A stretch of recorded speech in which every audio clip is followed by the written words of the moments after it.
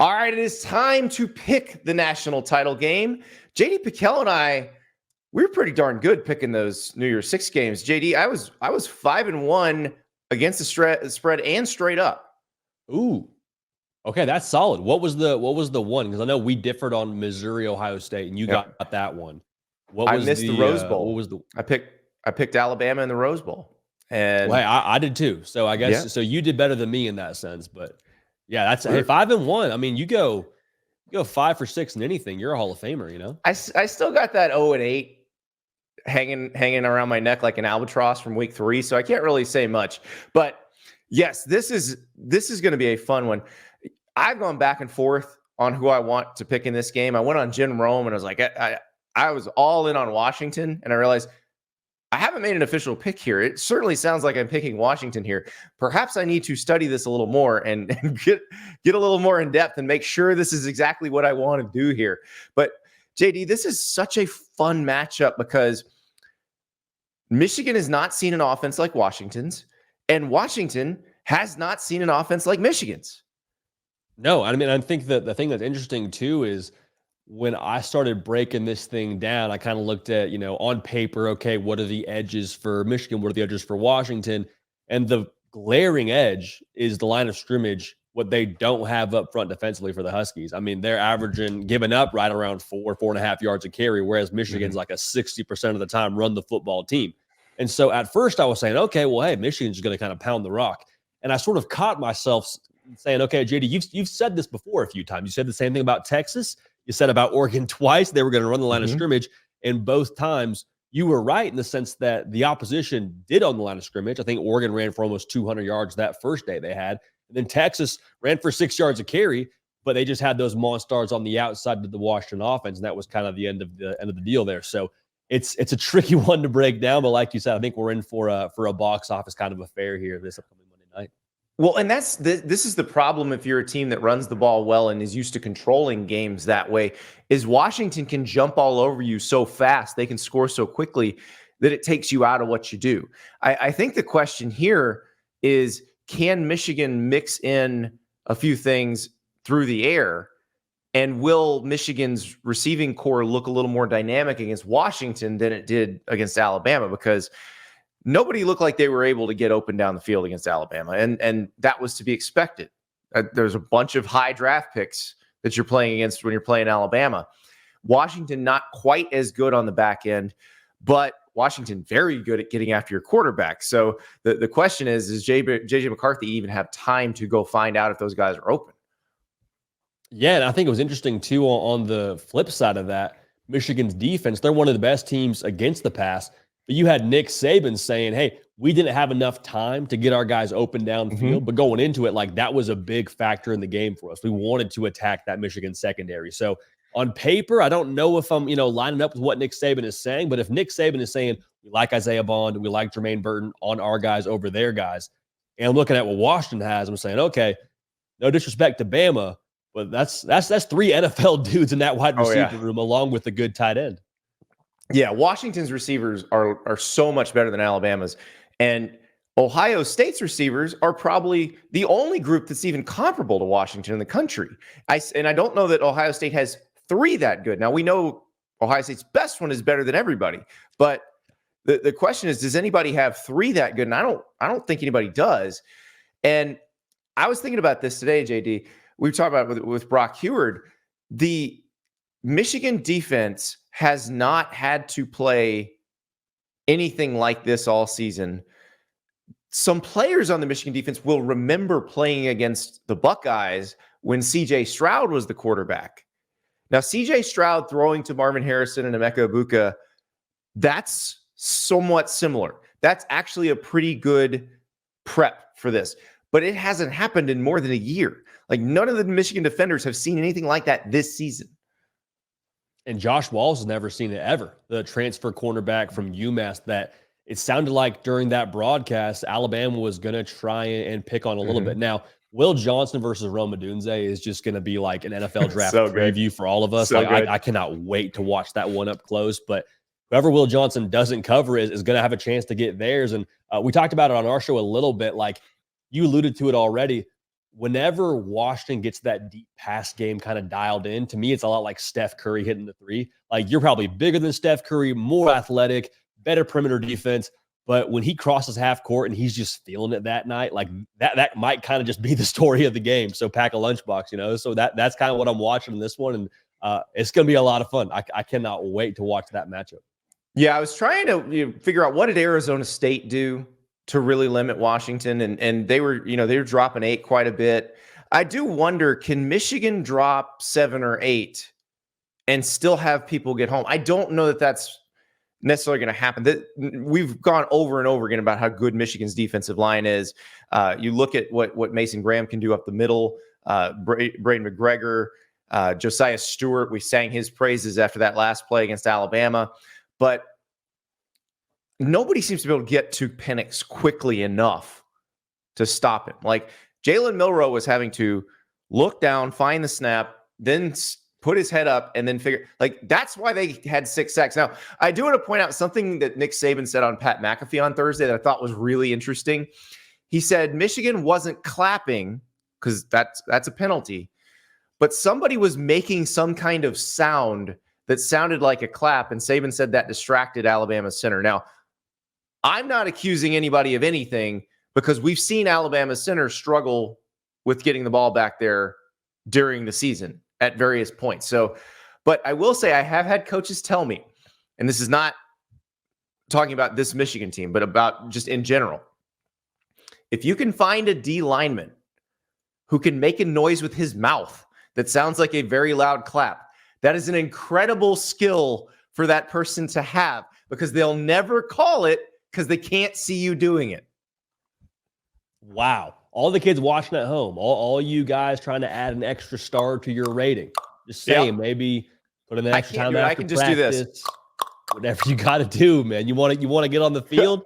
One thing maybe you can do to add to make it a little more dangerous.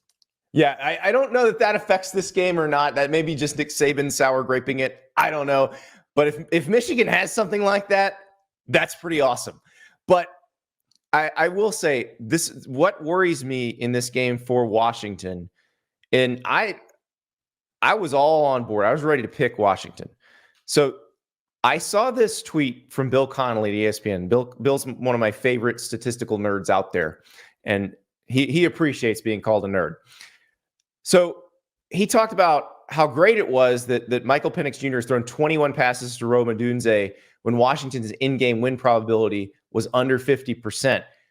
He's a ridiculous 19 for 21 for 333 yards. So, like, when they get in trouble, he throws to Rome Odunze. It works. They get down the field. But here's the part that Bill said that really caught my eye.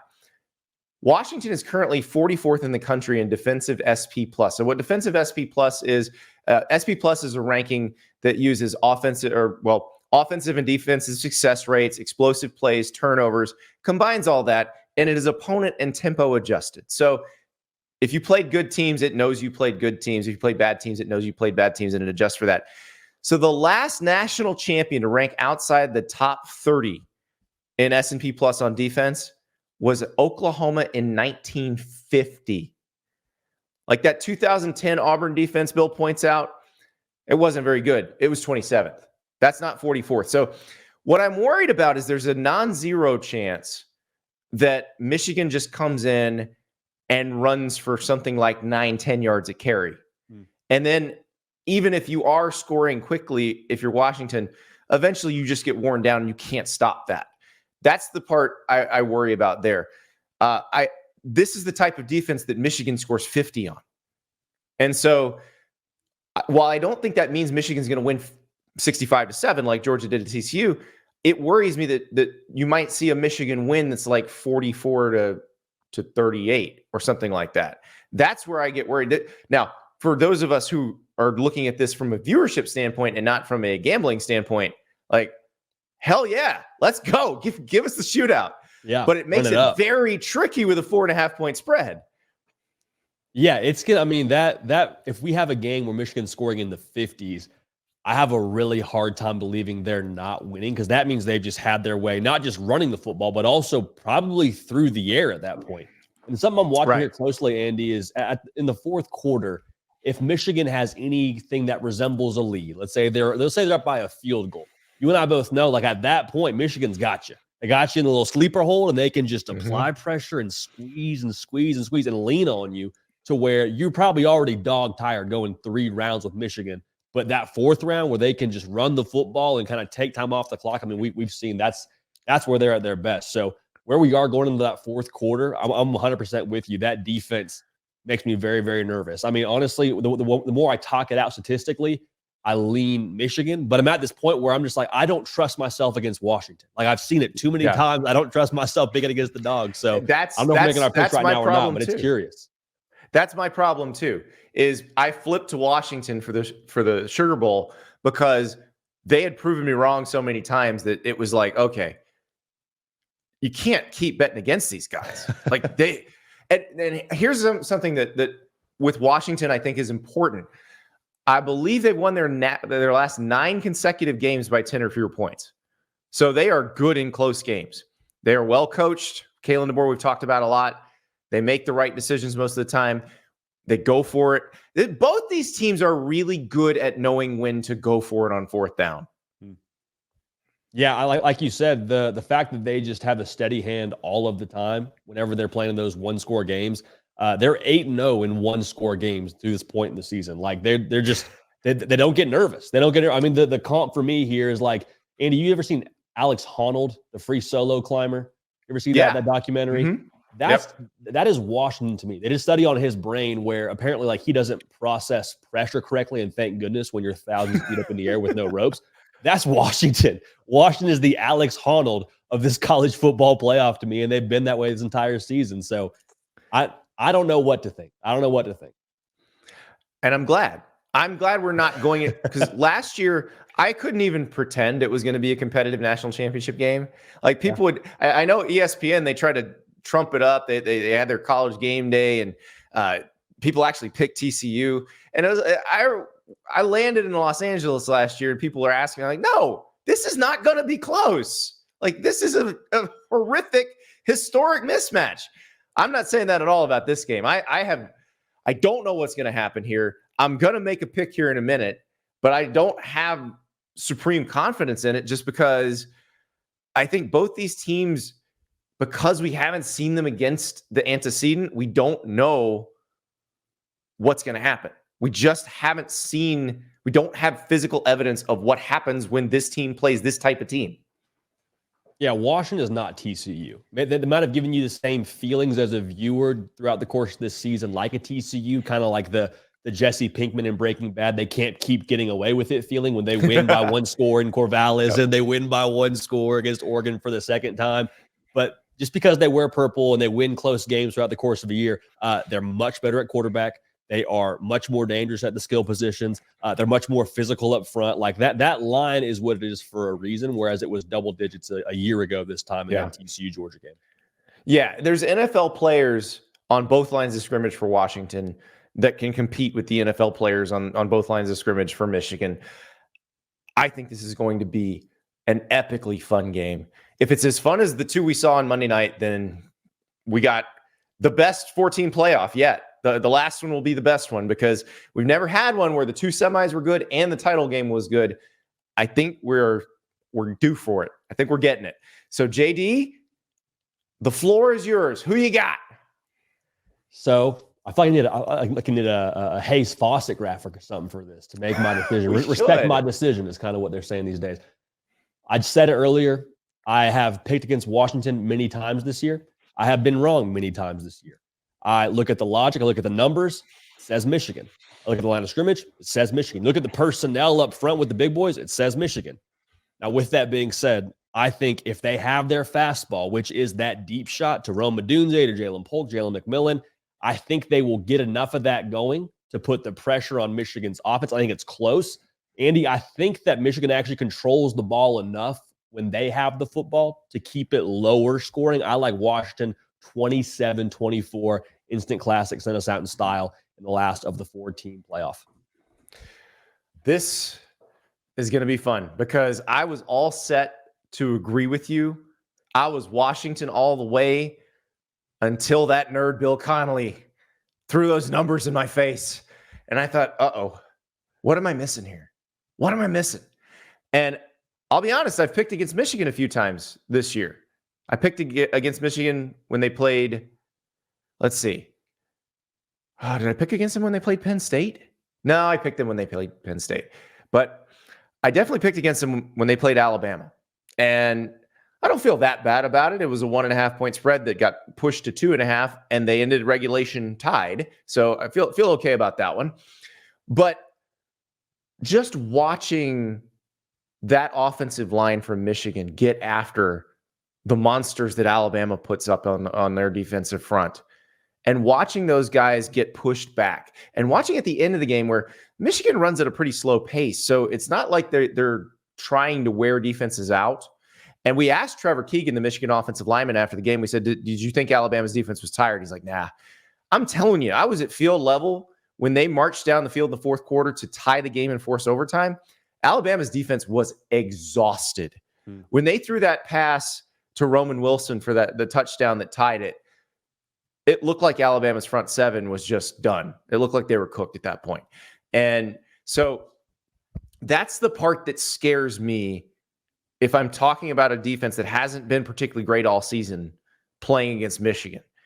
Because if we get that feeling from them in the second quarter, it's over. And so it's kind of up to Michael Penix and company to get this going fast, jump on them quick, and then force Michigan to play catch up. But I just think that there's a chance that Michigan can maybe apply that sleeper hold. So I'm going to take the Wolverines. It kills me giving up 4.5 points. I love those 4.5 points that Washington gets. But no, give me Michigan to cover and lift the national title trophy. I feel good knowing that at the end of the day, when the confetti falls in Houston, one of us will be right. Like, we're not going 0 for here when it comes to the On3 attendance in Houston. We will have one right national title pick. So we got our bases covered. And it makes a ton of sense. Makes a ton of sense picking Michigan. I don't hate the pick by any stretch of the imagination. Like you said, should be a phenomenal, entertaining game. Well, we'll be together. So the one who wins can say, I told you so, or at least force the one who loses to buy dinner. So we'll get it figured out. We got lots of options. You will get tons of coverage from me and JD in Houston. A little bonus action on Saturday from Media Day. We're going to have a pregame show on Monday in your time slot. You're going a little different day, but your time slot. So this is going to be a fun weekend. I think it's going to be an incredible game, and I cannot wait to see it. JD, I will see you in Houston. Everybody else, we will talk on Saturday. Thank you so much for watching. Just a reminder, subscribe to this channel right here so you never miss an episode of Andy Staples on 3. And oh, by the way, watch all the other great videos on the On3 Sports YouTube channel.